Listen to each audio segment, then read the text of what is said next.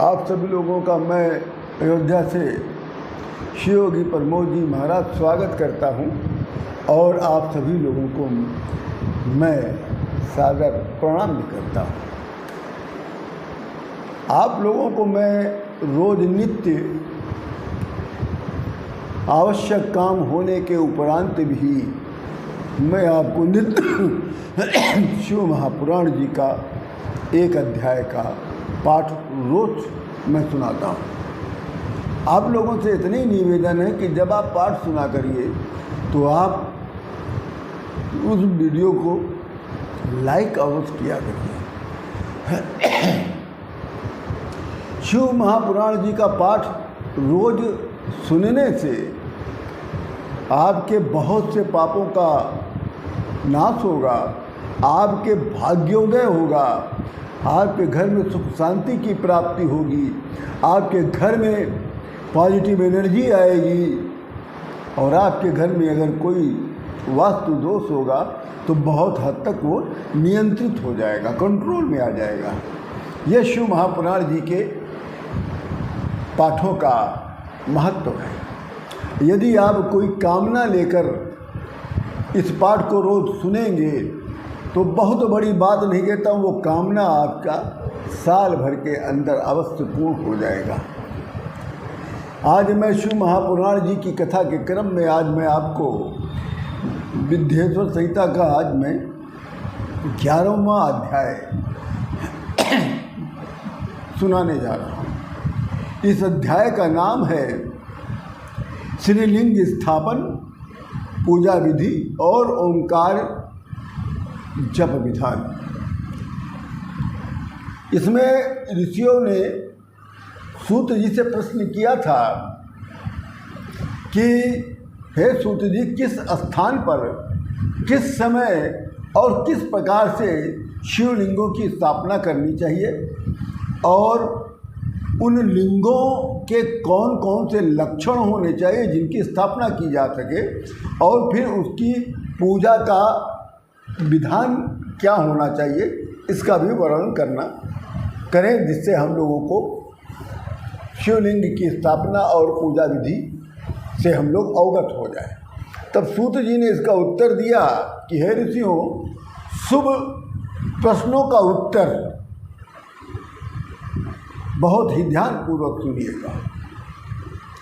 शिवलिंग की स्थापना के लिए शुभ समय का विचार करना चाहिए।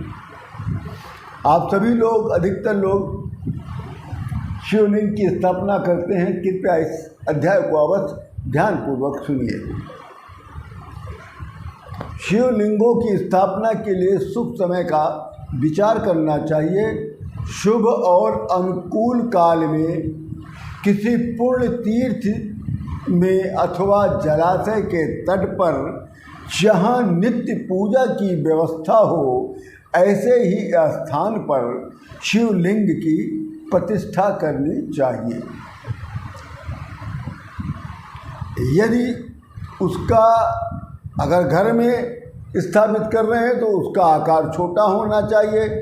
स्थावर लिंग की स्थापना करनी हो तो स्थूल का आकार के लिंग की स्थापना करनी चाहिए। स्थावर लिंग की स्थापना करनी तो स्थूल आकार के लिंग की स्थापना करनी चाहिए।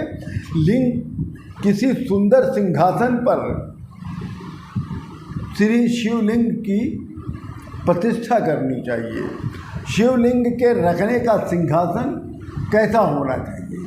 मंडलाकार, गोल, त्रिकोण या चौकोर, खटबांग, पांवदार होना चाहिए।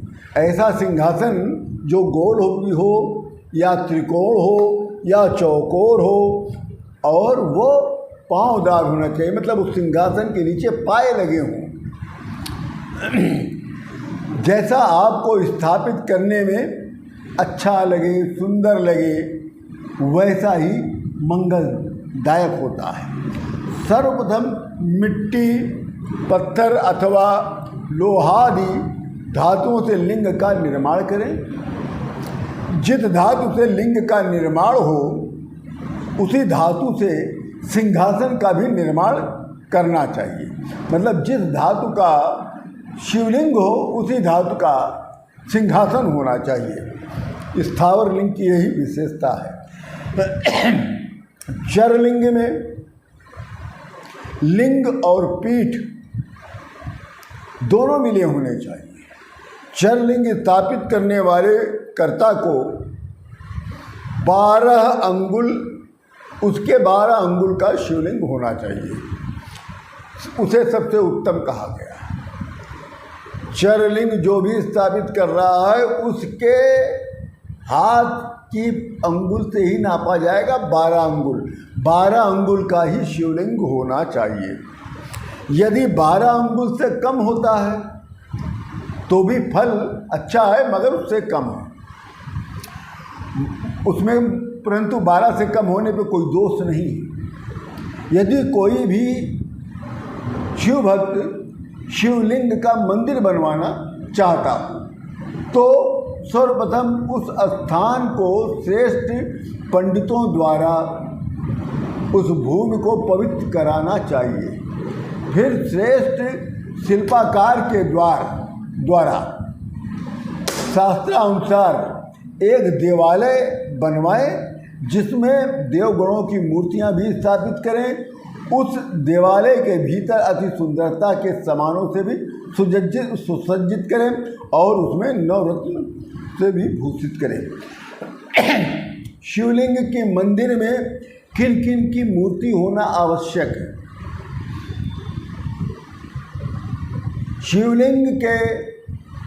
शिवलिंग का जो अर्घा होगा वो उत्तर की तरफ होना चाहिए और आप उत्तर से खड़े हों तो आपके बाईं तरफ, अर्घा के बाईं तरफ नंदी भगवान की मूर्ति स्थापित होनी चाहिए और उस मंदिर में विष्णु भगवान, लक्ष्मी सहित गणेश भगवान, माँ पार्वती की मूर्ति और सूर्य भगवान की मूर्ति का होना अनिवार्य है। ध्यान रहे कि सूर्य भगवान की अगर जब मूर्ति उसमें स्थापित करें तो उनका चरण नहीं होना चाहिए, मतलब चरण दिखना नहीं चाहिए मूर्ति का। ऐसी मूर्ति लिए जिसके चरण के ऊपर से वो कपड़े का आवरण डाला गया हो, क्योंकि सूर्य भगवान के चरण दर्शन करना और चरण का स्पर्श करना दोष बताया गया है।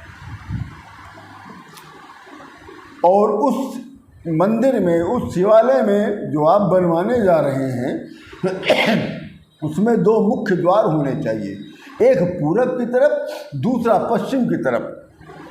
जिस स्थान पर शिवलिंग की स्थापना करनी हो उस स्थान पर नीलम, लाल वैदूर्य, श्याम, मरकत, मोती, मूंगा, गोमेद, हीरा, इन 9 रत्नों को वैदिक मंत्रों के साथ पहले शिवलिंग के स्थान पर स्थापित करा दें। फिर लिंग के 5 स्थानों पर, चारों दिशाओं तथा ऊपर सद्योजातादि 5 मंत्र से पूजन करें। सद्योजातादि 5 मंत्र से उसकी पूजन करें। ओम सद्योजातम प्रपद्यामि सद्योजाताय वै नमो नमः। भवे भवे नाति भवे भवस्य मां भवोदवाय नमः। ओम वामदेवाय नमो ज्येष्ठाय नमः। श्रेष्ठाय नमो रुद्राय नमः। कालाय नमः। कलविकरणाय नमो। बलविकरणाय नमो। बालाय नमो। बलप्रमथनाय नमः। सर्वभूतदमनाय नमो। मनोन्मथाय नमः। इन 5 मंत्रों से 10 दिशाओं, मतलब 4 दिशा और ऊपर की पूजा करें। इस प्रकार सद्योजातादि मंत्र से पूजन करके अग्नि में अनेक प्रकार की वेद मंत्रों से आहुति आपको देनी होगी। फिर सपरिवार सहित शिव पूजन करके गुरु तथा आचार्य का पूजन करें, फिर उनको दान करें। तब सद्यादि ब्रह्मचोच्चारि ध्यायत्वा देवा पर शुभम उदीर्य च महामंत्रमोंकारम नादुघोषितम। उचित स्थान पर ओंकार की घोष के साथ महाशिवलिंग की स्थापना करके उसे पीठ से संयुक्त करें।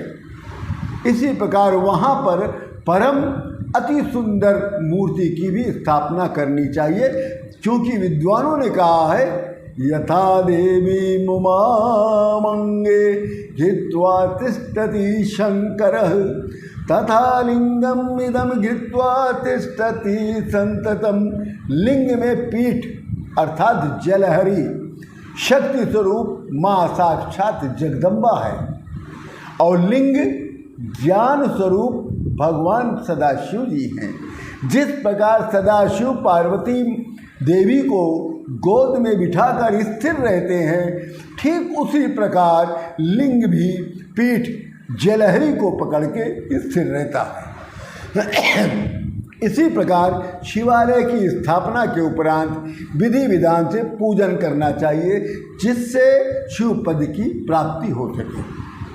शिव पूजन में हम आपको संक्षिप्त रूप से बताएंगे, 5 पॉइंट हैं। पहला क्या है, षोडशोपचार विधि से पूजन करना चाहिए। इसमें कैसे होता है, आवाहन, आसन, पद्य, अर्धि, आचमन, अभ्यंग अर्थात उबटन पूर्वक स्नान, वस्त्र उपवस्त्र, गंध पुष्प धूप दीप नैवेद्य, तांबूल प्रदीक्षा नमस्कार तथा आरती करके विसर्जन। ये जो कार्य है ये षोडशोपचार विधि के अंतर्गत आते हैं। अब यथोपचारो विधि से दूसरा पॉइंट है यथोपचारो विधि। इसमें क्या है, अर्घ लेकर नैवेद्य दान द्वारा साविधि पूजन करना चाहिए। तीसरा है केवल अभिषेक।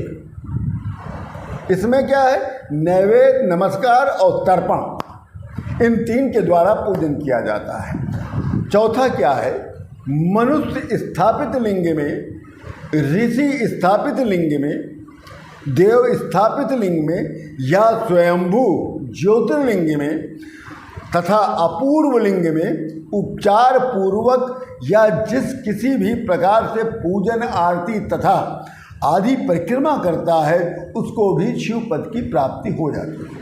5वां और आखिरी पॉइंट है कि शिवलिंग का दर्शन करने से भी शिव पद की प्राप्ति हो जाती है। शिवलिंग का निर्माण सभी जगह कर सकते हैं, कोई निषेध नहीं है। शिवलिंग का दान या शिवलिंग के मूल्य को देने से भी शिव पद की प्राप्ति हो जाती है। अगर कहीं शिवलिंग की स्थापना हो रही हो तो आप भी दान दें, या आप पूरी जितने का भी शिवलिंग आ रहा हो उतना आप उसको धन दें, जिससे पूरा शिवलिंग आपके धन के द्वारा ही क्रय किया जाए। ये सबसे उच्चतम कोटि का दान बताया गया है। हमारी इसमें जो विशेष बातें हैं, जो शंकर भगवान ने ब्रह्मा विष्णु जी को शिव क्षेत्र का वर्णन का ज्ञान दिया था, उसकी मैं वीडियो आपको अलग बताऊंगा, क्योंकि ये वीडियो बहुत बड़ी हो जाती है। इसी के साथ मैं आप सभी लोगों से विदा चाहता हूँ। आप सभी लोगों को सादर प्रणाम।